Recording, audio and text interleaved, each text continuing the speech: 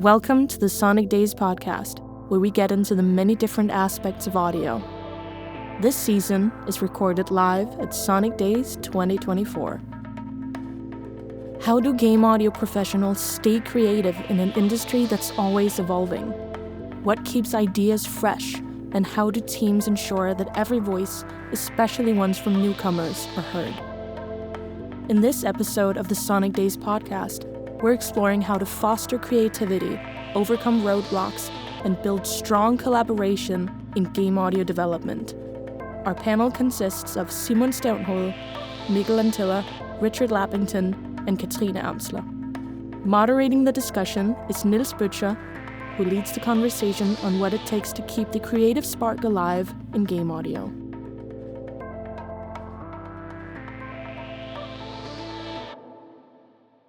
Okay, I think we're ready to start. This panel discussion is about cultivating creative flow in a production or in a company or as an individual. And this is super important, no matter if you have a two-person indie company or a mid-sized AA company or an enormously big AAA company. It's super important to have a creative flow and to feel safe. And to feel safe to do silly mistakes or things you experiment with that doesn't necessarily become anything you use for anything.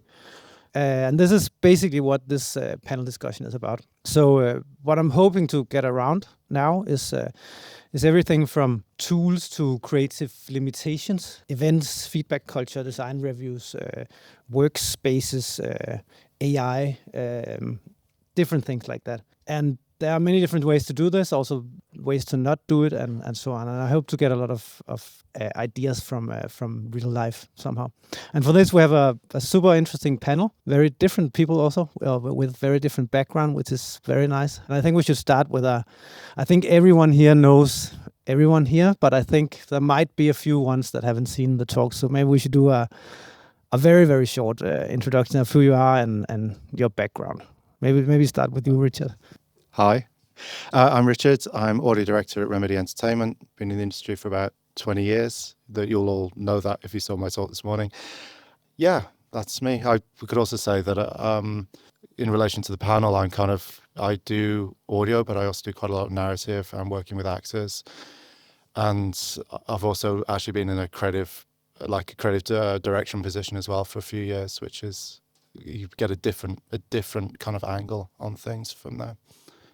Hello, my name is Simon. I am a sound designer at Massive Entertainment. I've been there 4.5 years now, I think. I worked on Avatar, and then before that I spent a few years in London working with CCP games. Before that I went here to Sonic College. It was nice, but it was a different building. And yeah, I think that's it. Yes, hello. My name is Mikkel. I'm also previous Sonic College student, and currently I'm a freelance sound designer. And last year I worked on a game called Cocoon that won some awards. It was really cool. And for the last year I've been working together with Lego on interactive toys, which is also nice. Other than that, yeah, I'm a musician, play guitar, synthesizers, yeah, and enjoy diving into coding and learning new stuff. Yes, hello. My name is Katrine Amsler, and I have a master in improvisation and composition from the conservatory in Malmö, Sweden. And I worked as a sound artist, I think we ended up calling it, for Martin Stig Andersen on 3 projects that he worked on. And now I'm a sound designer at IO Interactive, and I've been there for almost 2 years now. Nice panel. The first thing I think we should dig into is like a lot of the creative work is done in the pre-production phase of a game often, or before the pre-production. That's often where a lot of fun experiments happen and stuff. I was wondering if you could tell a bit about what kind of research you have done, if you play other games, if you explore tools, recordings, walk in the forest, whatever you do to get into the like understanding a game and starting that and getting ideas and try it, that sort of thing. I only have one thing. I have many things, but the only thing that I think of now is the concept art. I absolutely love to find all the secret folders of the concept artists to understand the game. So I don't read so much. I do read, but I understand it better through the concept art, I think.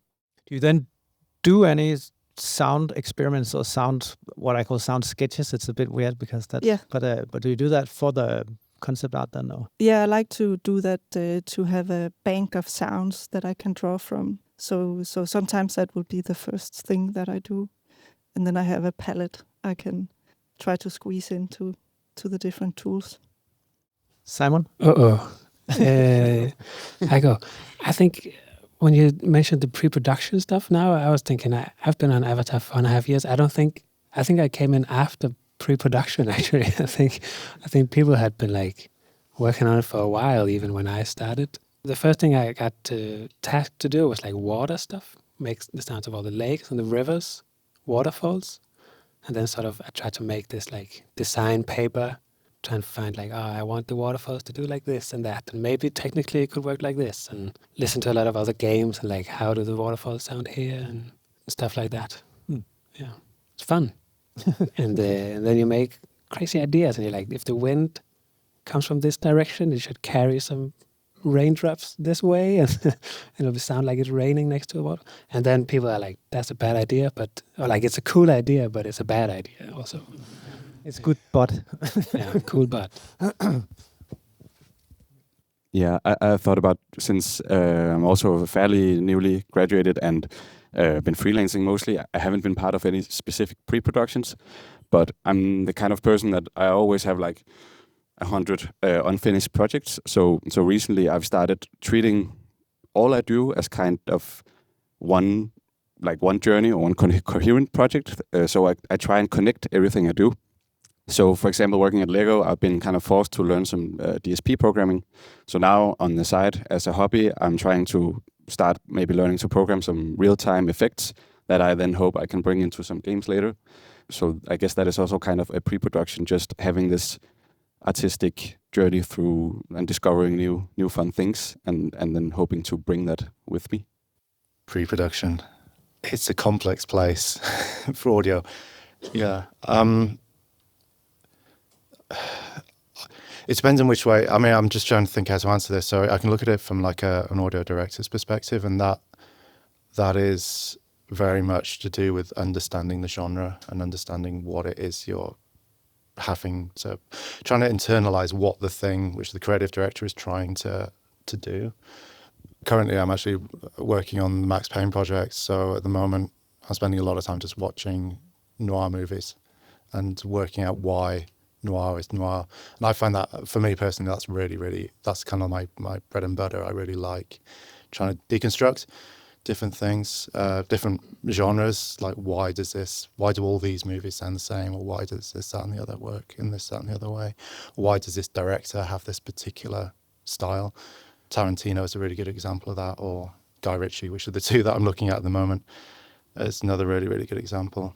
For the team during pre-production, it's often a case of like looking at the game and working out what is going to be the dominant sound in the big sound areas, things that are missing in the library that we actually need to record. So when I was doing Quantum Break back in 2014, 2015, we realized that we had no gun sounds in our library at all. So we managed to get the funding to just like do 3 big gun recording sessions, and that was basically our pre-production. So it's very much like, I think it's based on looking at like what it is you're missing and then driving from there and like trying to find the things which kind of excite you, and or you can kind of drive a team or drive the people to actually achieve something early on in the project, which is relevant obviously to the production. One thing I forgot to say is if any from the audience have some questions, just raise your hands and ask. It's nice if you interact, actually. Okay, the next question is about getting into this creative dead space that I guess everyone here knows. I think everyone here knows that. The typical situation where I've personally been in that situation often. If I start doing music, I use the same 4 chords every time and the same 2 plugins or whatever. And it's hard to get out of that somehow. So my question to you is both from a personal sound designer or composer perspective, but also from a director perspective, if you could make some limitations on the sound designers. Have any of you tried to work with limitations, or in Danish what you call benspænd? Like, I can't translate that, sorry. Limitations. With not using specific instruments, with not using these libraries, with plugging off your entire studio and replugging it again, or only allowing yourself to work for 5 minutes on this, or whatever, things like that. Using your feet to control your door, whatever things. Do you have any? I have one that I worked with, again, on Quantum Break. So one of the things we had to do is work out what does the sound of time being stopped is. And the only brief we have from the creative director is it has to be really violent and loud. And that was pretty much it. And we just couldn't nail it in. We couldn't get it right.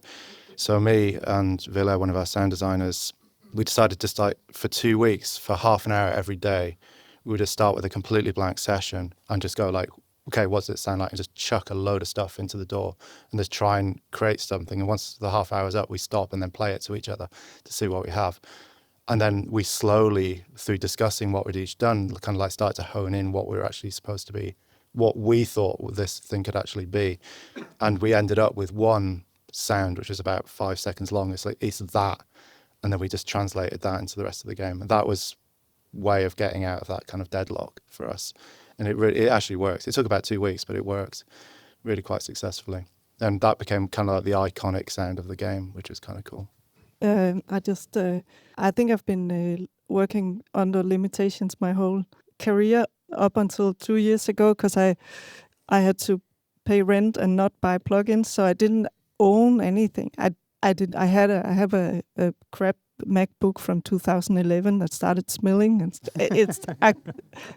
so I was very limited. And now I'm working at a game studio, and I have all these plugins. It's eternal, and I don't use so many actually because I don't know them. But it's kind of a candy store right now. I'm trying to integrate it.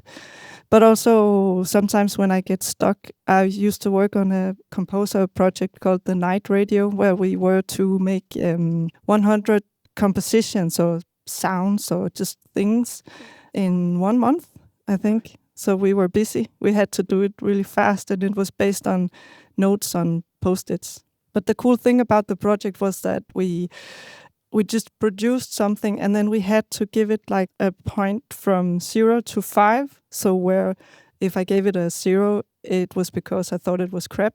If I gave it a 5, it was great. And that was just a cool way of getting something done quickly and not worrying about if it was good or bad. And so sometimes you'd have 10 things where 8 was crap, but 2 was fairly okay. And but it just it got me to do things that I normally don't do. So if you want to be successful, sometimes you think, then I have to do this thing in the middle here that I know exactly how to do it. But if you cheat yourself into thinking, I can do bad stuff, then you have more courage to use all the plugins that I don't know how to use yet. It's also okay not to. No. I think I was thinking about working on Avatar. It's like a big AAA thing. Sometimes you have to make so many sort of the same sound, so many variations. It's not just one bird who lives in this biome. It's like 60 birds, and then at some point it just gets a little bit boring. Maybe if you do the same bird many times. So I think maybe that's mostly when I feel like I need to mix it up and stay motivated, if that makes sense. Yeah, any examples of what you could do to then get up and... I think we saw a video. We saw a video of from I think it was from Ghost of Tsushima. They made these bird sounds. They needed more variations for the birds, so they sort of slowed them down into 0.25 speed. So they sounded sort of like human voice in a way. Then it would like record themselves saying those things and then speed it up. So it sounded like it was like a human version of that. We tried it a little bit on Avatar. I'm not sure if any of it made it in actually, but that was kind of cool. And then I like to try and record things also. Sometimes if I get stuck or just bored, I'll try and record some new sounds, and something happens sometimes in the booth, I think. Is that a question? Just curious how you use your colleagues, like audio colleagues or other departments, for feedback when we're stuck, if you do that. We actually come to that question. I would like to postpone it a bit, but we'll get to it. Well, that was kind of what I was going to address anyway. Same. So maybe can I say it? You are allowed to say it, yes. So when I worked on Cocoon, we were like two main sound designers. And of course, we already had that weird dogma on Cocoon that everything needed to be made with synthesizers. But even with such a strong kind of direction, you still get bored and you get lost and you get stuck on a sound for a week. But when we were, I think, at our like peak frequency-wise, me and Julian, it felt like being in a band. So we would talk to each other very often, and we would sit next to each other. And I was stuck on something. I was just send him the project, and he would take over and finish it, and vice versa.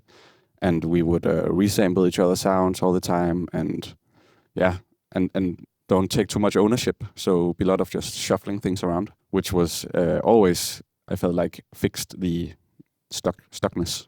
Nice.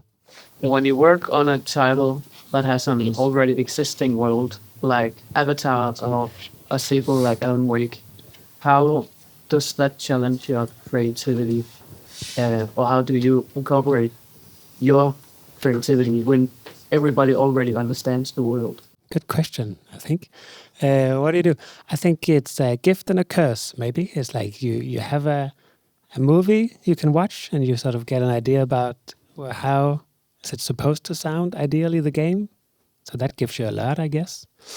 And then you just need to try and find a way to make your sound sort of fit into that.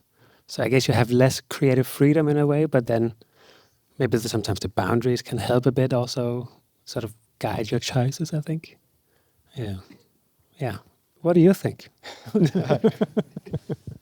Good question. Yeah, I think, well, with Alan Wake, we were actually really lucky because the game was released 13 years ago. So there's, 360 era. So we had a lot of updating to do, which is really nice. Oh, and also I'd say that people who work on Star Wars, Jesus, that must be hard. Like genuinely to get that iconic. Everyone knows Star Wars. So, but weirdly, this is partly one I've noticed when working Alan Wake, but also from previous projects as well. I think the hardest things to actually do is make the real world in a game. If the world is imaginary, and I'm kind of curious about Avatar because you're kind of in between real and non-real in your world. But if the world is imaginary, it's actually much easier to design for than if you're actually trying to recreate something that already exists. So in your case, you're talking about a sequel to another game. But a lot of what we do as game sound designers is actually trying to recreate the sound of people's existence in the world. And that's really, really hard thing to do. It's much harder than making, for instance, The Dark Place in Alan Wake, which you can just like bullshit your way out of everything, basically, because you can just, it sounds cool because it is cool, if you're trying to make the sound of rain, for instance, and that's actually really, really difficult. I can't remember the question now. You're saying, how do we... Well, I just wanted to hear your approach when it's a long way from IP. Yeah. I think it's just trying to find the things which you want to keep the same. That's something which again, because I'm now looking at Max Payne, it's something that we're kind of like, what are we trying to maintain? What's the nostalgia element in there? And then find the things which you want to expand on, and then find the nature of the world that you're trying to make. Because even if you're trying to recreate the real world, there is always like an artistic direction that you need to take because of the narrative, because of the kind of characters you have in it. How do they perceive the world? What are they hearing now? And start asking those kind of questions. And then you kind of get that creative, instead of just making the sound of a bucket hitting the floor, like how is that bucket hitting the floor is actually heard from a 3 meter tall blue person, that's, I think it's a good question to ask. Yeah, I also tried working on a project where we actually were so worried about, hitting the existing IP and being approved by the IP partner that we just went too far and recreated stuff like 1-to-1. But we found out at the end that that was not the product we were making, and actually they didn't care. So we had to like start over and make like our version of it, which is a much more fun process. I had an experience from project with Nintendo, and if it was the rule there was some iconic sounds you could not replace, but the rule was sort of if you could do it better, it was okay. I think that was kind of cool somehow, or make it more fun. That was sort of the main thing they always said. Cool. I want to jump a bit to there's both some spreading in your experience in working with the game industry. Some has plus 20, some has some years and stuff, and here there's also some experienced ones and some aspiring talents that will soon come in. And this question is more about how to get the best out of new talents somehow. Both if you have any experience from yourself getting into it, like something that would really motivate you when you started, or some good advices of what to do and maybe also not to do as an audio director chair, of how to like really not get the fresh, nice, good ideas out of these people that might not know a lot of technical details and stuff, but maybe have some really nice, fresh input. So basically, you're asking how to get the best out of people. I'm going to talk about this from an audio director perspective. I have been obviously a sound designer 20 years ago, but the industry was very, very different back then. The industry was very different back then. It was a different kind of a culture. My take on it is, from a director's point of view, is I need to trust my people, and I need to create a culture that is very open, very candid, where people talk openly about their creative process and their creative ideas, and not scared to open up to that. So from a leadership perspective, I think that's really, really important. Not micromanage, not have an idea, it's kind of weird to say, but not have an idea about how something is supposed to sound.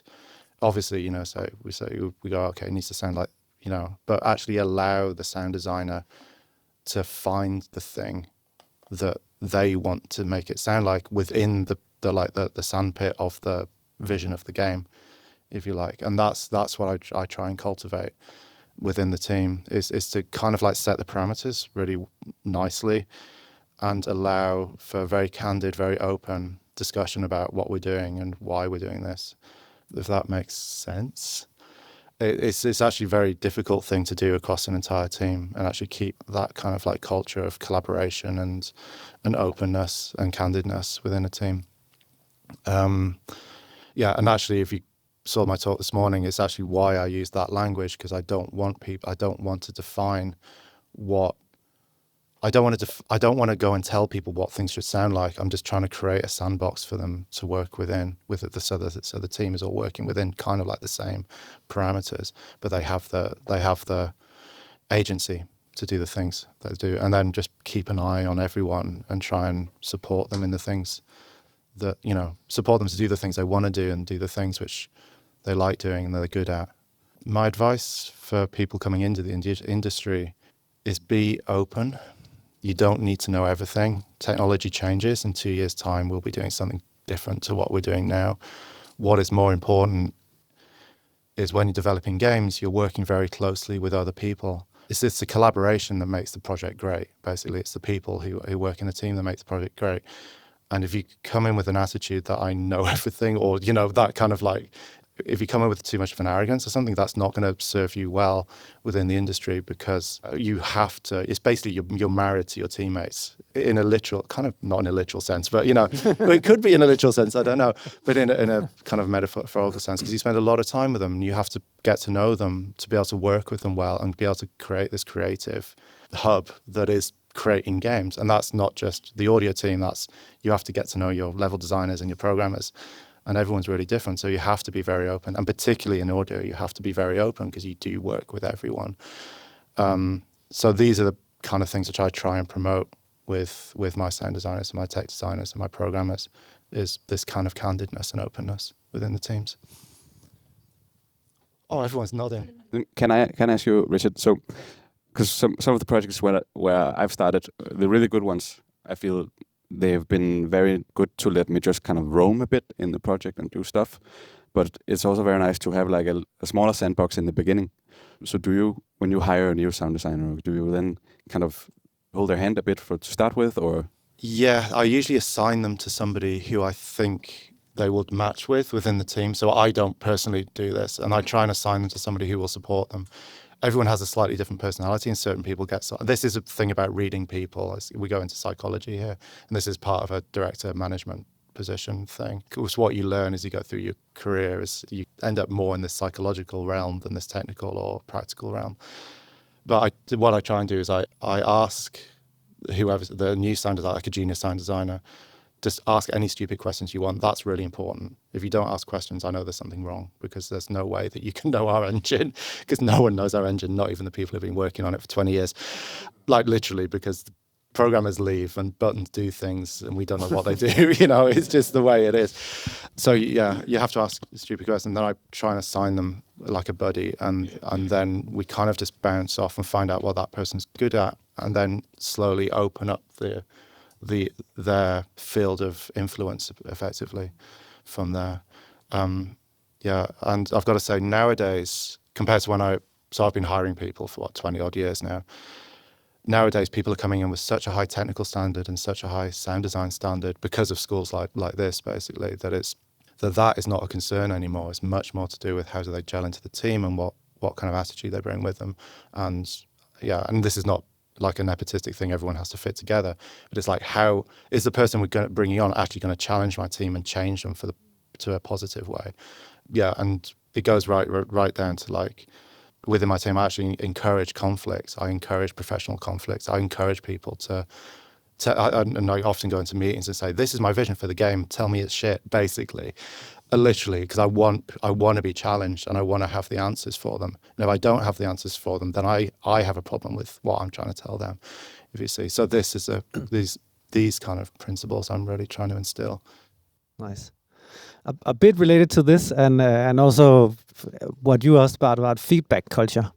So I mean, in games there exists a ton of different feedback culture, and you give feedback in different ways. Or you can have weekly design reviews or daily reviews, or over the shoulder dropping by giving some random feedback, or a no feedback culture at all, or things like that. I think personally the worst thing I've tried was a creative director I once had that I had worked for a cutscene for a week and I had to present something, and he came and he looked at it and he said the same thing he always said. That was, oh cool, that's fine. Maybe the red color there is like should be not that red or something. That was extremely demotivating. Can you elaborate on feedback culture? What works, what doesn't? Good experiences, bad ones, so on. I have a fun one, which was on Cocoon. We had a small team. I don't think you could do this in a bigger team, but basically we just had an open Slack channel or like a Discord channel where we would post little video snippets whenever we made a new sound. And mostly it would be the audio director, Jakob Schmidt, who would then comment, and he would make really nice comments, time-stamped with like whatever he thought about that thing. And also often the art director, he would pop into that chat. He's called Erwin, and he's a bit of like a mad genius. So, for example, I would make a voice for this creature, and he would post a comment that was like, no, actually, this is like a god, and it only talks like inside your brain. So you need to, it would be very like creative feedback that would not be technical and wouldn't be precise, but it would be like guide you toward what would fit actually with his thoughts and the art for the game. That was really nice. Any other input? I have one.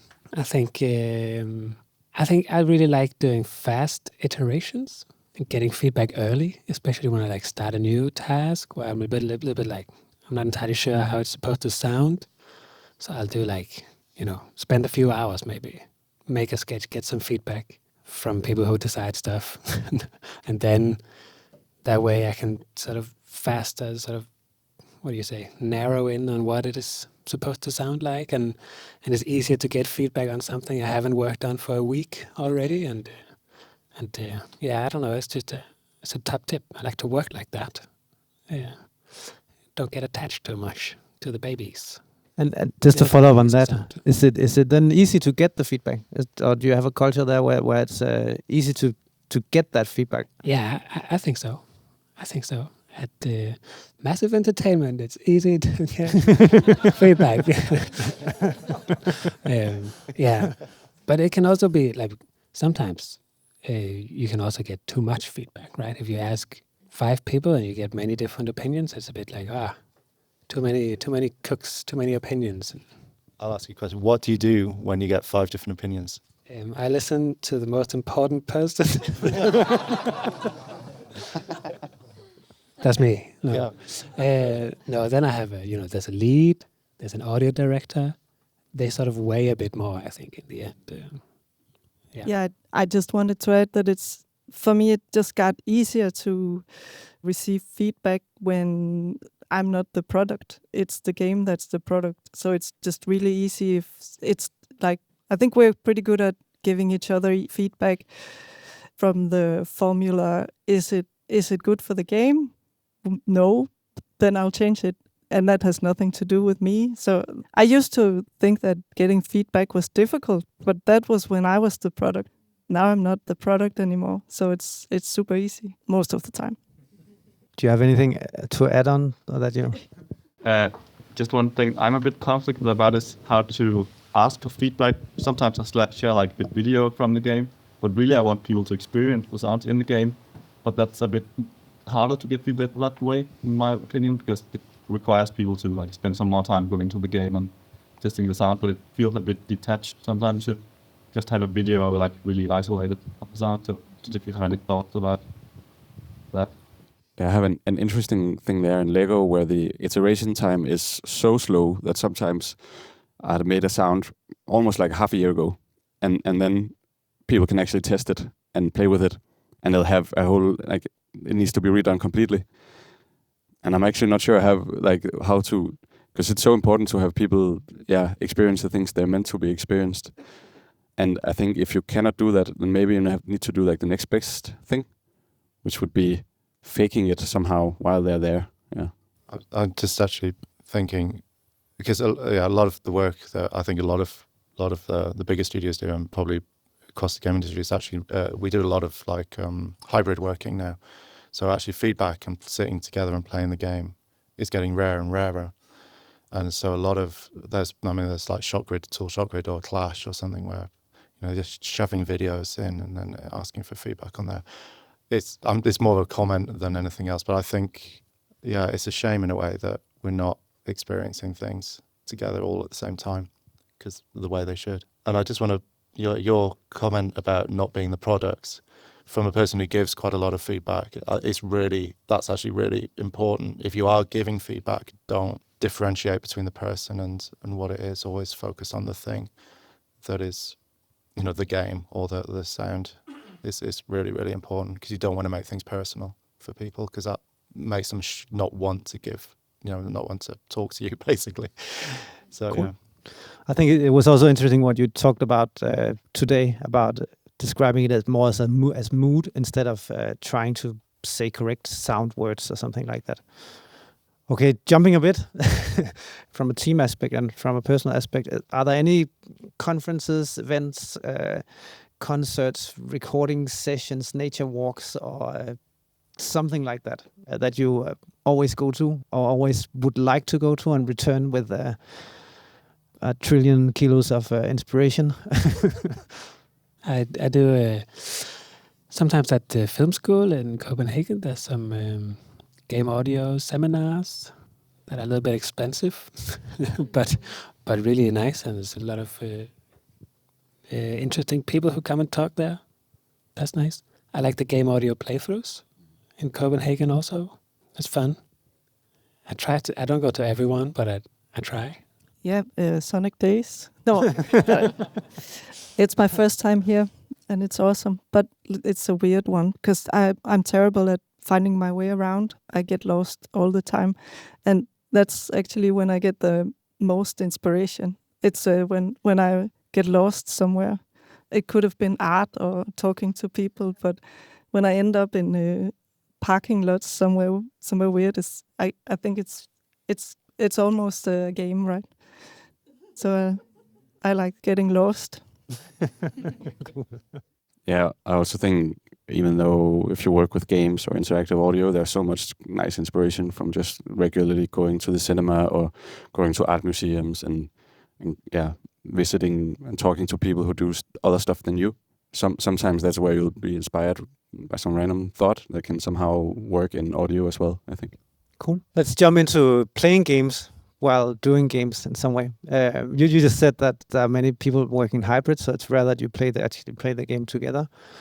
I think I've tried to work on games where we never ever played a game together, and I also tried where there was a big gaming room and nobody ever sitting there with tons of stuff you could do. I was wondering if any of you ever have like that you're forced to play a specific game or forced to play something together, or that you get homework that you have to play this game at least 1 hour or something, or is that only something people do in their spare time because they love games anyway? I actually got that as homework to play The Last of Us 2, and that's my homework. So I'm gonna go do that on Monday. I was gonna say we don't really now. I think when I worked at CCP Games in London at one point, we were sort of a little bit in between projects. I was quite early phase. Then we would have these like let's play sessions.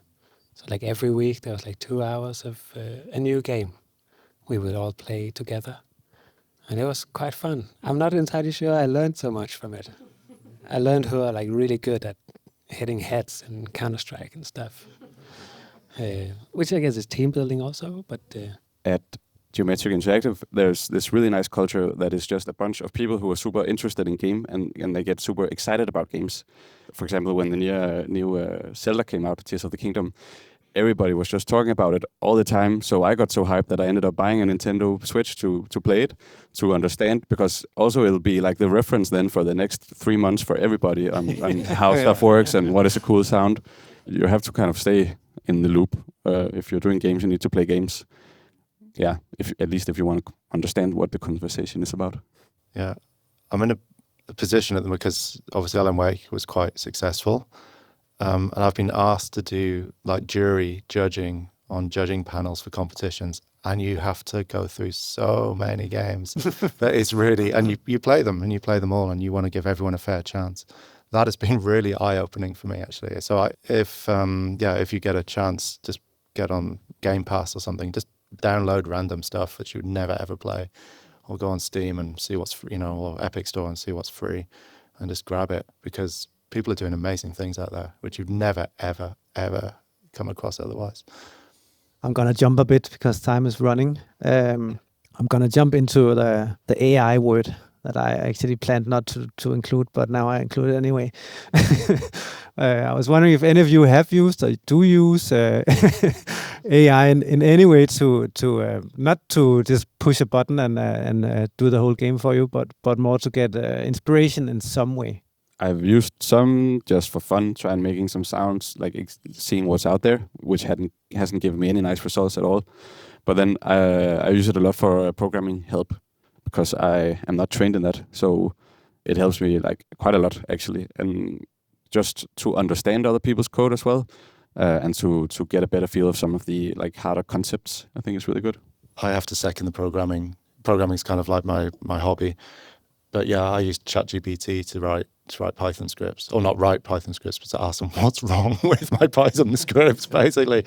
Yeah, and they often come up with either workable or non-workable answers.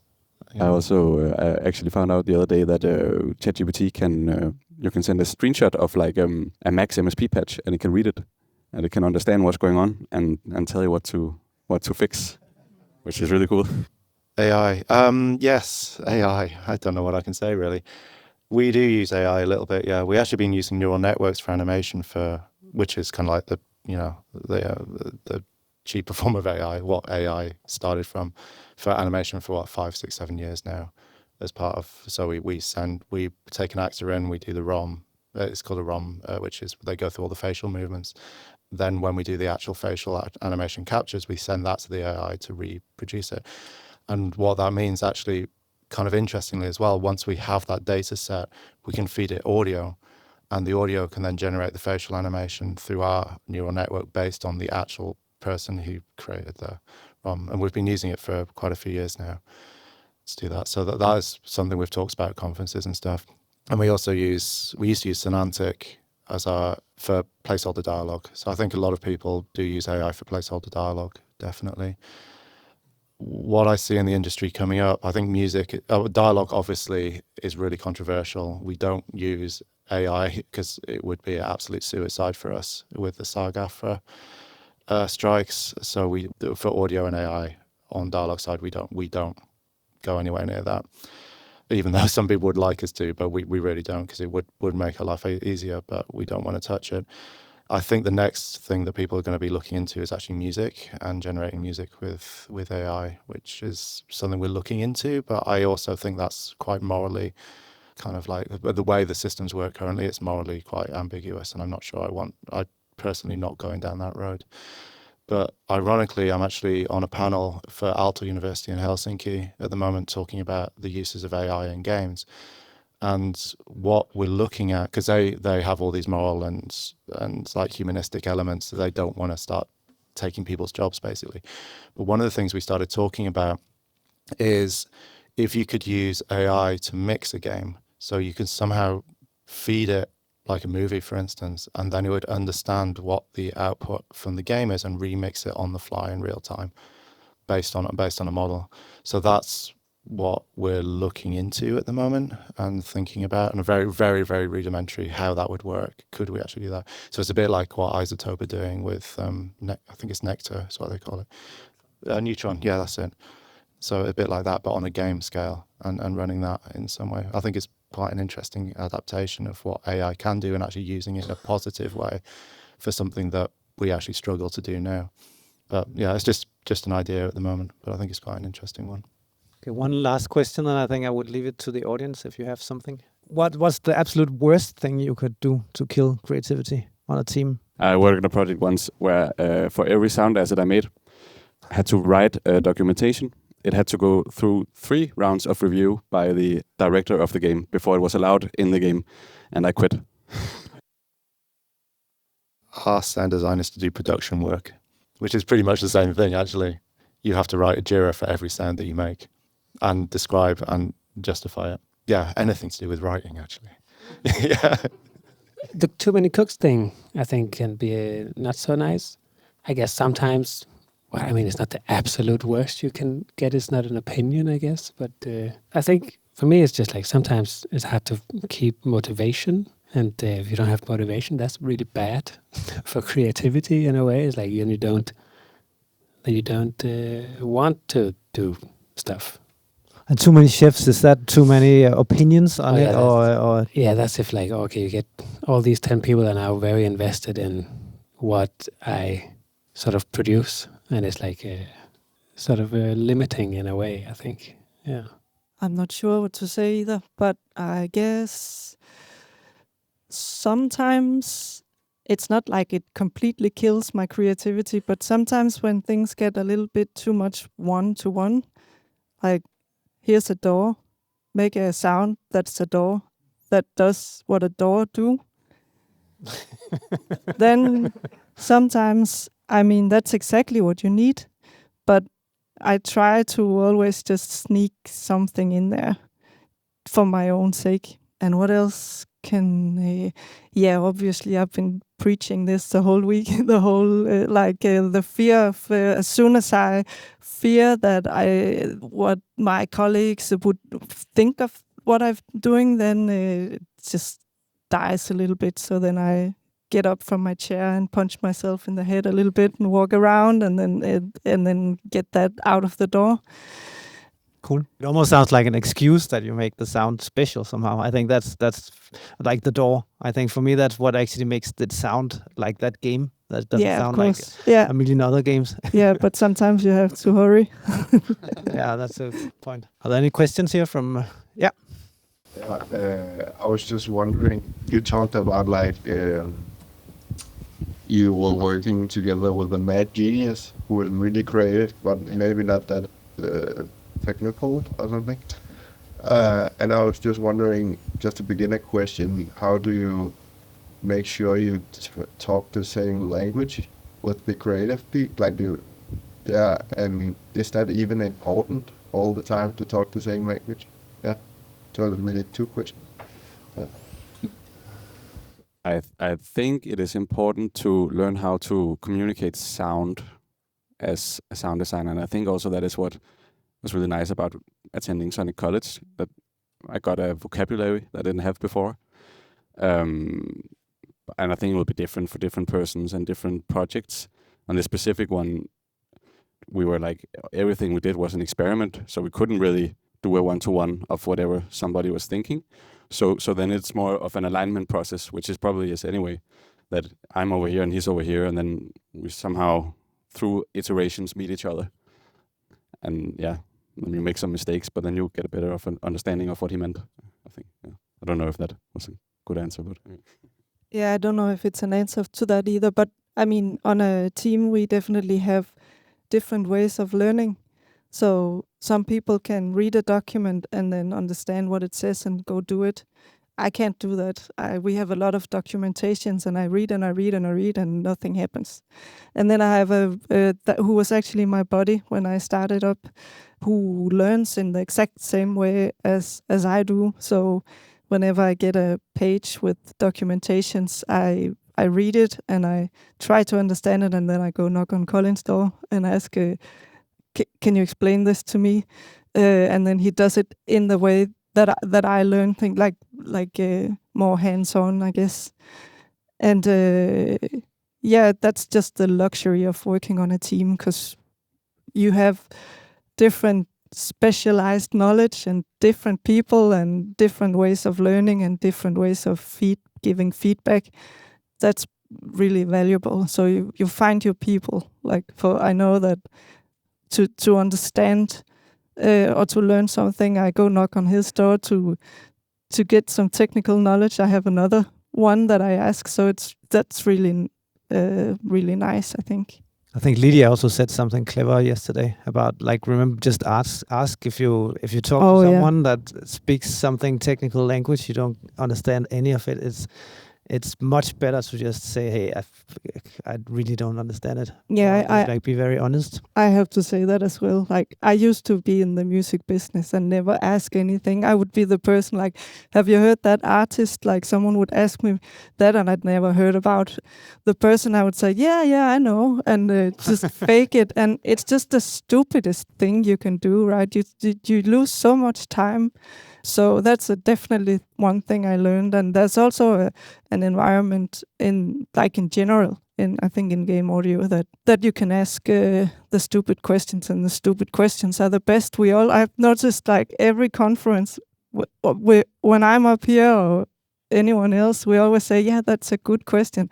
I'm going to stop saying that, because it would be interesting if I said that's a stupid question in the best possible way, because it will probably encourage all of us to ask more questions if we didn't say every time one of you asks something that it's because then if it's a good question, then there are bad questions. I'm going to stop saying that.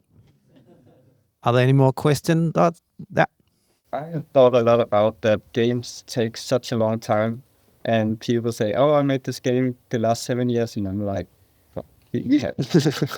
And you put so much personal engagement, I don't know, so much time and effort and your livelihood and everything.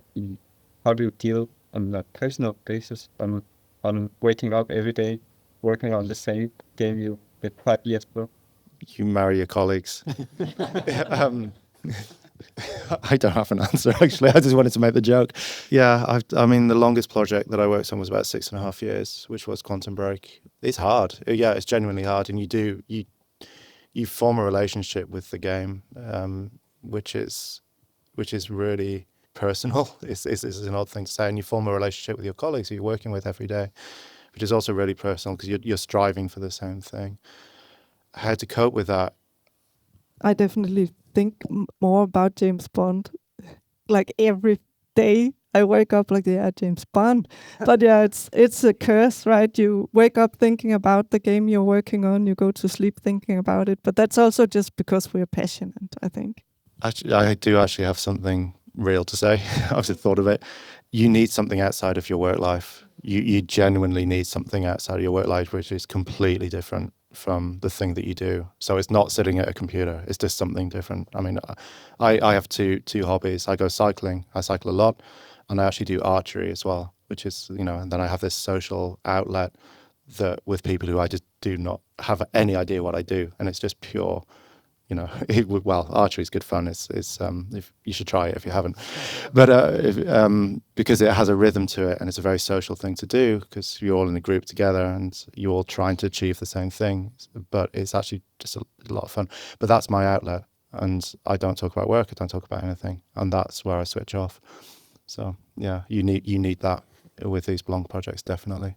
I also think that you have to be, of course, excited to make a good project, and you need to be invested, but you also need to detach yourself and remember that it's a job, and there are things that are outside of your control, and things you worked on for months will get cut or be forgotten about, but that's a part of it, and that's why you need something outside of it. It can't be your whole life. I'm going to be really controversial here, but when you're working in a games company, you're not actually an artist, you're a designer, and you have to approach it like that. You don't approach it from an emotional, personal level. You have to think, I'm doing a thing as a service for the game and the project that we are, and just keeping that mental, kind of compartmentalizing in that way, I think is really important too. Yeah, I think I remember the moment where, like, I've been on Avatar for 1.5 years. It keeps going. It released last year. Then there was extra content, because we just keep going. I remember the moment where I sort of realized it's like, it's a marathon, right? It's just like it just keeps going. And after we ship this one, there's another one around the corner. So it's like you need to also work in a way where you don't sort of sprint towards something that's supposed to be the big climax, and then next day you just come into work again and do more. And you release a game and people online are just like, it should have been third person. They say, you're like, thank you for that. But yeah, and then I think I've sort of had some phases also where sort of my motivation changes a bit, and if I've done the same thing for too long, I want to sort of find new ways to learn something, and then you can sort of think, okay, maybe what's this mixing thing about? And then maybe I can try and do that for a bit and learn some new things still. Yeah, I think that's also the cool thing about games, that there's always an area you can nerd more into, or something new that was developed. I think we are actually over time now. Thanks a lot. That was interesting.